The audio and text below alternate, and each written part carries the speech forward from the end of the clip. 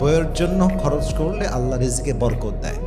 বইয়ের জন্য খরচ করলে আল্লাহ আপনার রিজিকে আরো বেশি সচ্ছলতা দান করে। বইয়ের জন্য খরচ করলে আল্লাহ আপনার জীবনটাকে একদম বরকত দ্বারা ভরপুর করে দিবে। সুবহানাল্লাহ পড়ার সময় একজন ওয়াইফ আপনার কাছে অনেক কিছু চাইবে না, ও চাইতে পারবে না।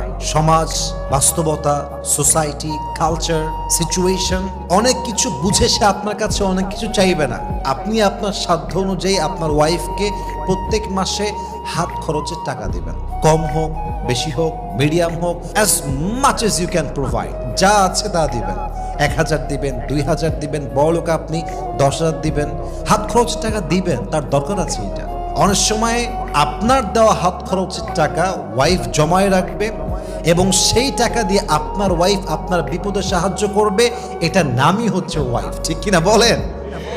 তা আপনি যদি আপনার ওয়াইফকে হাত খরচের টাকা দেন,